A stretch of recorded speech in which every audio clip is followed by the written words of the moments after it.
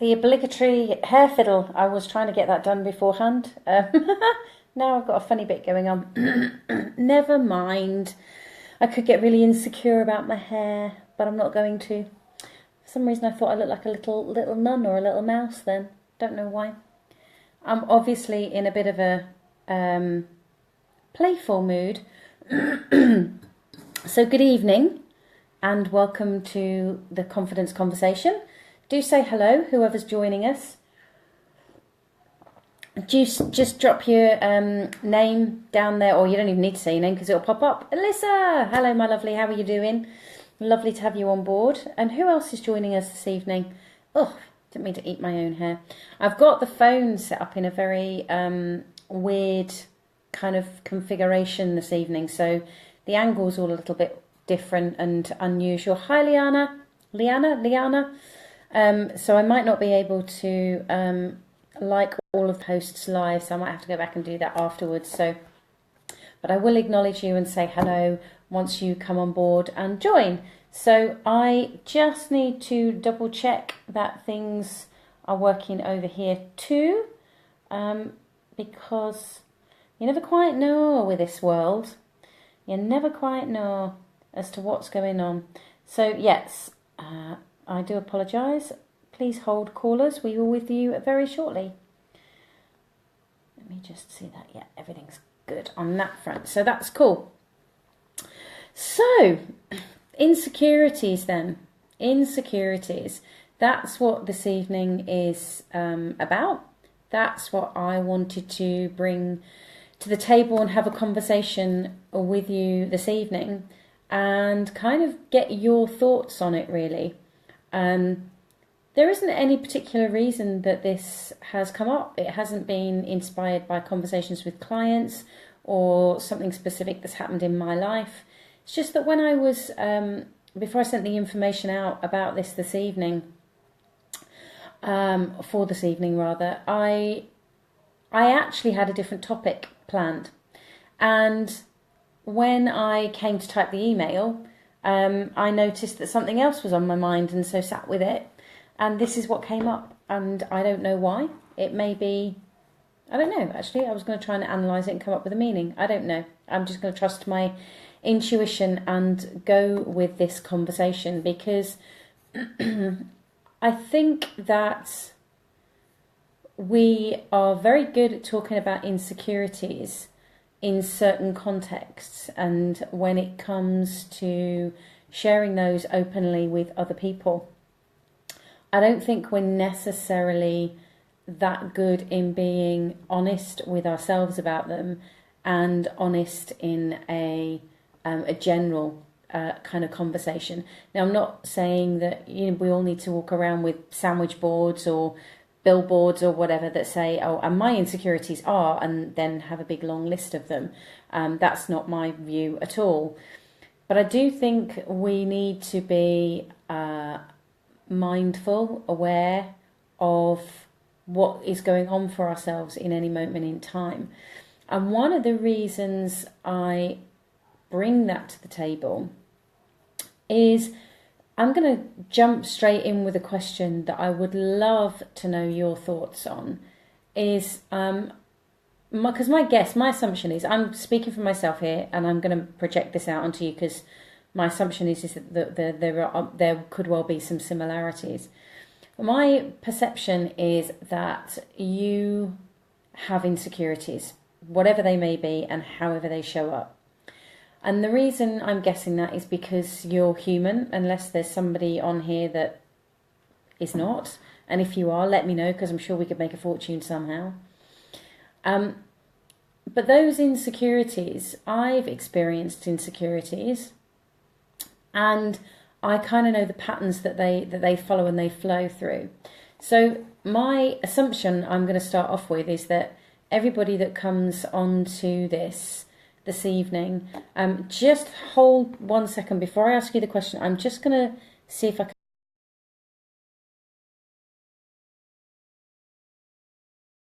I've just swapped it over to see if that may be any better, because I can see that people are dipping in and out, and it may just be that my connection snowed, slow even. There's this slow, and I'm just going to lose you for a moment. Let me just see if this works.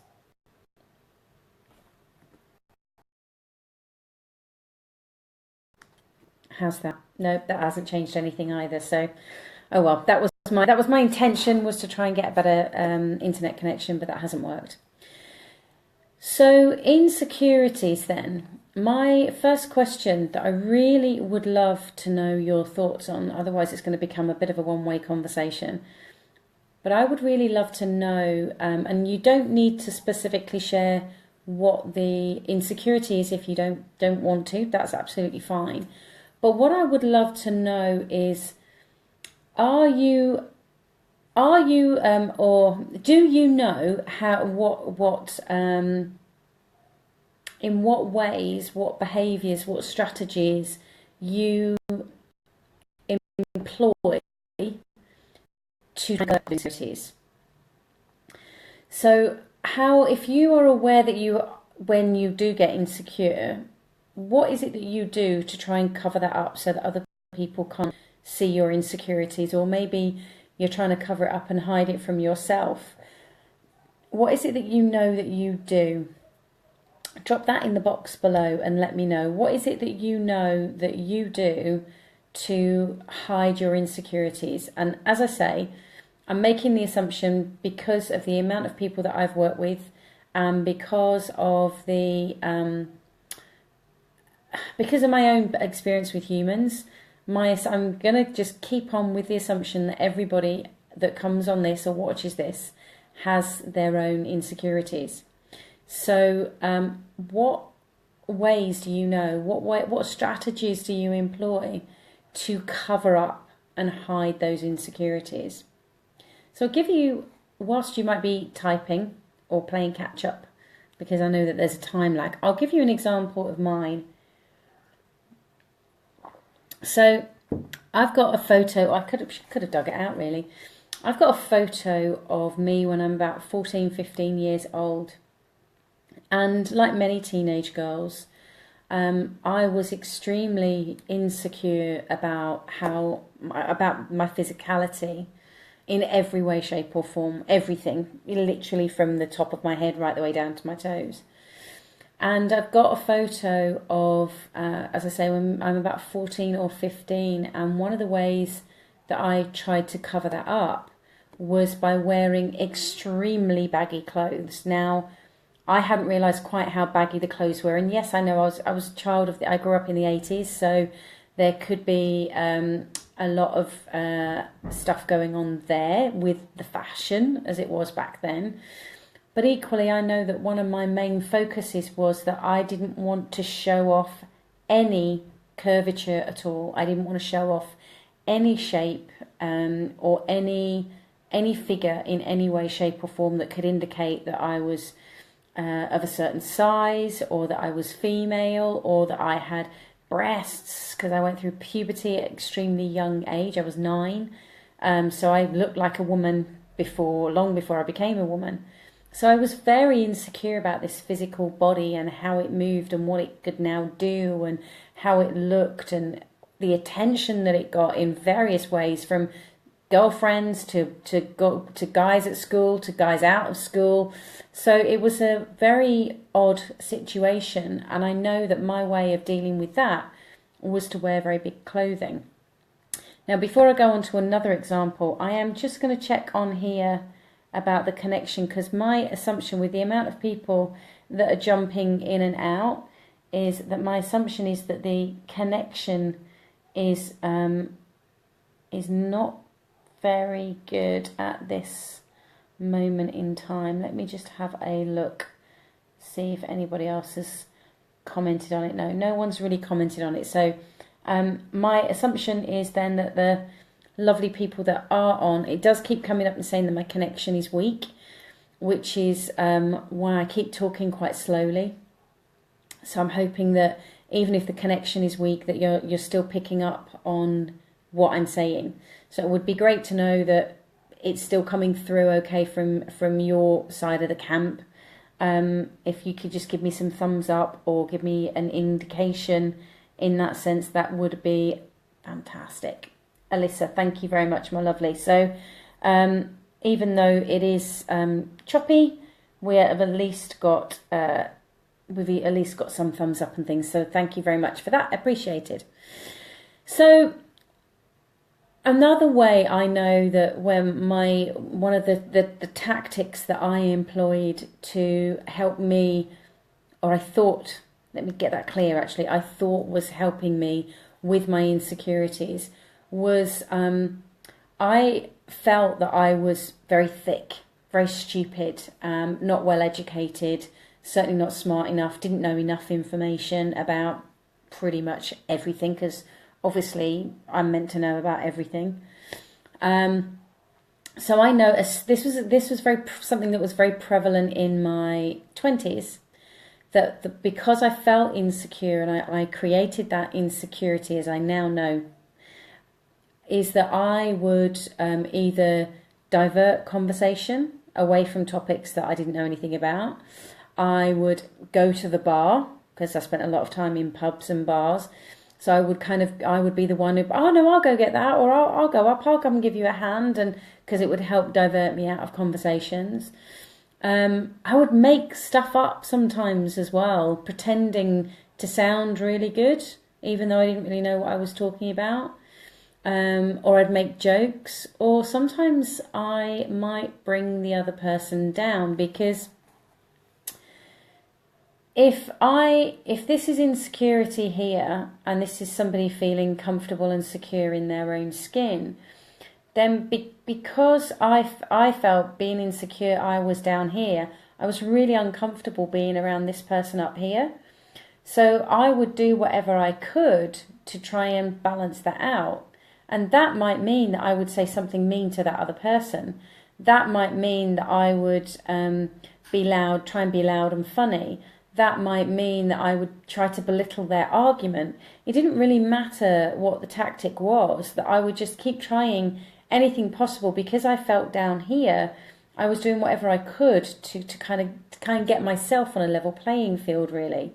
So is this resonating? Does this make sense with those of you that are watching?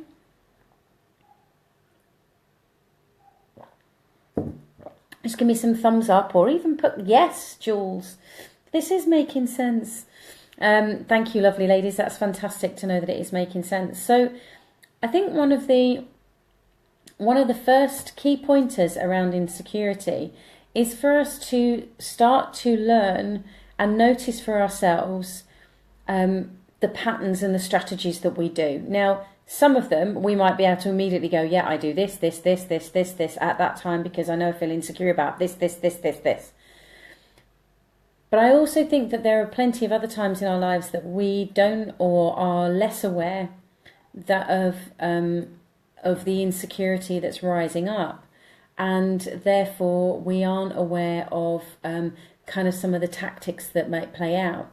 So as somebody who has what I think is a blessed opportunity to sit in environments with people who open up about various things without them really saying too much, there are so many little movements or language patterns that people may do that highlight their insecurities. Now, I tend to pick up on them fairly easily, mainly because I'm doing this all the time. Other people may not even notice them. And I'm not going to go through, well, if somebody does this, and if they're doing this, it means they're insecure, because it may not at all. It may just be a habit that they've got into. Because it's about looking and listening for the whole thing. But I'm not encouraging you to do this for other people. I want to encourage you to do it for you, so that you can become aware for yourself and really notice for yourself what those behaviour patterns are. Now, if at any point you want to jot any of those down, then that would be really ace to read and just be able to share with other people, because I know that, especially when I do group work, so the workshops that I run, is that when people share, it is of benefit not only to the person who's done it because they've been able to outwardly expose that, but it's also really important for other people in the room. And I class this as being like a mini workshop, and us being in a room, even though we're not physically in the same location. So it's really of benefit. There's no judgment from my perspective. There may be from yours, but we'll come on to that. So Liana says, I have the habit of having the courage to speak up in a discussion, but then as soon as I realise everyone is listening to me, I almost go into a mild panic and rush out what I'm saying and then downplay or dismiss my own point.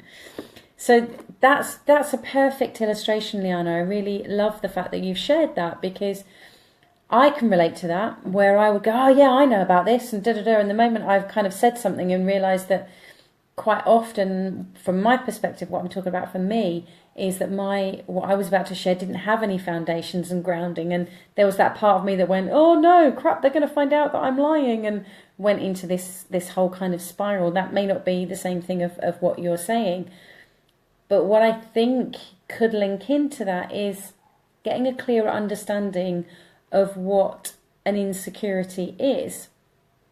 And an insecurity is basically any time that we are, thanks Liana,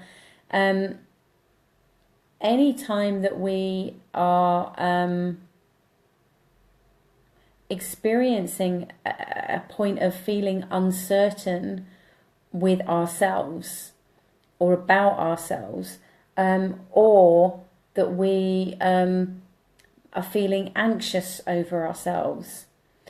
And that to me is when we can start to recognize that that's really what's going on, because we use this generic term of insecurity, but actually what's of value is to start to look beneath that and really understand what's going on.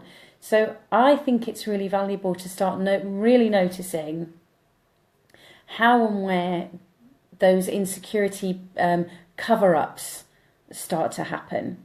Because I think when you can recognize, because it might not just be when you speak out at work, for example, it might be when you speak out in the pub, or it might be when you speak out in a family environment, because how we do one thing, I do genuinely believe, is how we do many things. And the more we can spot those behaviours, the more that we can become aware of those behaviours, and what's going on, we can start to see it for ourselves and start to notice where that insecurity may be rising up in all sorts of different places. So I know for me, a real giveaway of me, if I was feeling insecure, would be about what I was eating at that moment in time. Because if I'm kind of, or not just what I was eating, actually, that's not true, more how I'm eating. Because if I'm just unconsciously shoveling stuff in, and just kind of grabbing anything, then a lot, not always, but a lot of the time there could be some kind of level of discomfort, uncertainty, anxiety going on for myself, about myself. I could blame it on the external situation, but pretty much it's always going to be about myself. So the other thing that I would invite you to start looking at is how are those insecurities impacting your life? How do they... So say, for example, Liana, with what you're saying around when you speak, you have the courage, you speak up and you start speaking, and then the moment people are looking and listening to you, you're like, oh, and then you kind of like trip over your words or downplay it, dismiss whatever you're saying. Is that actually... how is that impacting your life? What is that creating? Not just in that moment, but outside of that moment as well. And how does that impact on other matters? So if, I don't know if this is a work situation that you're describing here, but let's just use that as a context of it being in a work situation. Do you then unconsciously carry around with you that thought that those people that were in the meeting kind of always are then going, oh, well, you know, she couldn't get her words out, or I didn't believe what she was saying, or I don't have any faith in her, and then they're never going to then promote me or want to work with me, or I'm never going to be put forward to do the big projects, and therefore, where's the impact? Where's the ripple effects? You're giving me lots of thumbs up there, so I'm assuming that this is making sense and resonating for you.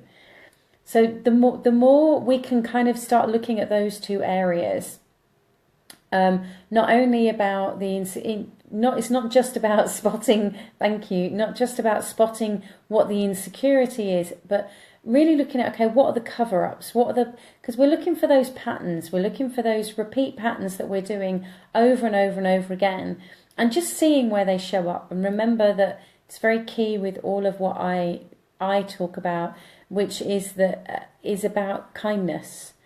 Be kind with what you find. Awareness is key. You've got to have awareness to be able to see what's going on for yourself, to be able to make a difference. But I know, and I've learnt this to my cost, that if I become aware of something, but then consciously or unconsciously start to criticize myself or abuse myself or chastise myself for having found that thing and therefore not getting it right, that's then not going to be helpful. That's not going to be supportive of me in any way, shape or form. Does that make sense? So it's really important to recognise that. Hi, Marcia. It's really important to recognise that and be aware of that first. Notice all of those behaviours, all of the different strategies, how they play out. A key thing to look out for, I would say as well, this is one that clients aren't always loving it when I point it out. And I kind of heard it then because I just did it, which is exaggeration. And when we're exaggerating something, it's kind of like we come out of alignment. We know that there's an instability, there's a incongruency probably with what we're saying. We're not necessarily speaking directly from the truth. So therefore, be aware of your language. It's really key to listen to that language. And if you're exaggerating, I know that I've spoken about this before on one of the other episodes of the confidence conversation, is to really get a clarity with that, with your language and what's really going on, because that can be an insight. But also notice how you carry yourself. Breathing is another one to look out for. How are you breathing in those moments? Are you not breathing? Are you holding your breath? And if you're holding your breath, then there's no wonder that it's going to create anxiety within your body, because your brain and your body are going, wow, we're in danger here. So that's going to create and ripple on and make a connection between the situation and your experience, and it's going to connect the two. And therefore, if you're then presented with the situation again, there's going to be an insecurity around it, because I don't want to go near that thing again, because last time it was a really uncomfortable thing. Well, yeah, it was an uncomfortable thing because I was holding my breath, and therefore my brain and body went into panic with it all.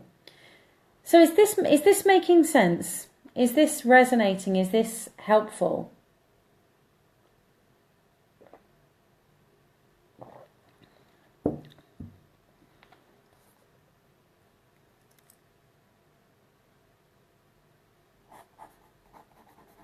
I'm pausing. I couldn't see who did that, but there's thumbs coming up. Yes, excellent. Thank you. Hi, Jules. I feel confident that I know what I know in a work environment, so I'm happy to speak up. However, that doesn't stop me feeling a lack of self-worth or of me downplaying my skills. I think in work I'm more confident and have less confidence in my personal life and with family. Interesting, and one I can very much relate to, especially from the environment that you and I, we share the name and we shared work together. So a lot of the time we associate confidence with competence. So we think that we have to be competent at something in order to experience confidence. And that's kind of, those two things have been married up. They've been married up through life, because especially, and it's got, I was going to say worse, that's my interpretation, because of the driver of results and achievements and success being pushed out more and more. So competence and confidence have kind of been wedded together as if they are the same thing, when in actual fact competence, having those skills, those abilities, the experience, the knowledge, the expertise. That's something that you can learn and that's usually to do with an external thing. So whether it be to do with work or whether it be to do with family, it's usually an external skill, ability that you can or have learned.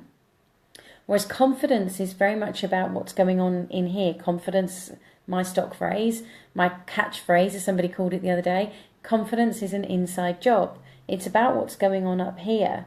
So that internal dialogue is different from those external results, even though they keep getting married up.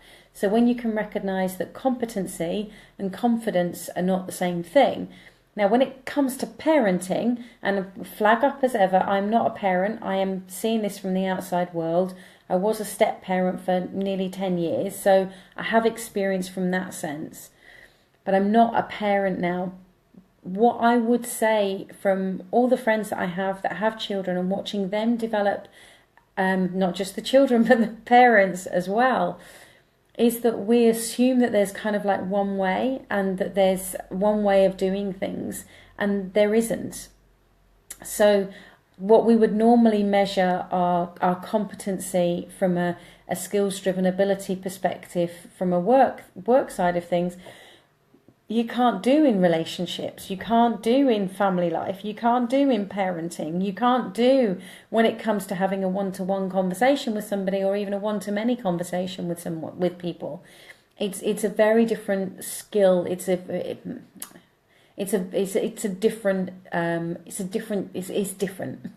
Trying to come up with a different word then, and it couldn't come up with anything other than different. Does that make sense, Jules? I don't know if you're still on, because I can see the numbers are flipping up and down again, so I'm assuming it's people's connections. And that to me makes sense. But I'm just going to reiterate those two things again, so that I wasn't, as ever, this is a conversation. This isn't about me being able to give you the answer, quick fix, because there isn't a quick fix, quite frankly. But none of these confidence conversations are about you having an immediate quick fix with things. This is about you learning. This is about you developing. This is about supporting yourself. This is about you being able to access information that can take you to the next level, whatever that is for you. And kind of don't you like the analogy of level, because it makes it sound like it's graded, but it's not. But it's about taking you from wherever you are to wherever you want to go to next. So the thing that I think would really be of value to help you start to dig with those insecurities and therefore perceive them in a different way is, one, notice all the cover-ups, notice the hiding, noticing the avoiding, notice all those strategies, those kind of all those different behaviours that you do, whether you're aware of them immediately or not. But when you do them, when you kind of you know that you're trying to cover up, whether it is to other people or whether it is you're trying to make yourself feel better. And the other thing is then to really notice how they are impacting your life. How does that, not just the behaviours that you're doing to cover up the insecurity, but the buying into that insecurity, how is it impacting your life? How is it, what are the ripple effects, basically, as the phrase I was using earlier. So does all of that make sense? She says, doing a big pause. I never understand how quick half an hour can go by, but it can. Let me know with some thumbs up that makes sense. Thanks, Jules. I saw yours. I don't know if somebody else did it as well. But thank you for those. Now, as ever, if you've missed bits of this, you can go back and watch it right the way from the start. Please, if you have enjoyed this, please share it. Please do lots of emojis right at this point, because that helps with it reaching other people as well. You can kind of sit there and click away. That would be fantastic. But you can share it with other people, tag them in it, or just share the video moving it on. If you are in the York area, then I have got 2 events coming up next month. One is on the 4th of March, which is a Saturday, and the other one is on the 12th of March, which is a Sunday. The first one on the 4th of March is a 90-minute workshop, which is an introduction to the truth about confidence. I will put the link below afterwards so that you can look at that. It's just outside the centre of York. Be great to have you there. It's all the whole lot of them are part of International Women's Week, which has a big festival here in York. And then the 12th of March is the Truth About Confidence full day, which I think has got about 50% of the tickets left at the moment. So if either of those interest you, then I will put the links below the moment I come off, because I can't reach down and do it on my phone the way it's set up at the moment. And if you have any other questions, thoughts, insights that you would like to share, then please do either on here or direct message me. And I look forward to speaking to you again next Monday, I believe. I haven't got my diary to hand, so I can't double check. But I don't think it's going to be moved. So next Monday, 7 p.m, right here, same place. And I look forward to seeing you then. So take care. Be kind to yourself. Bye.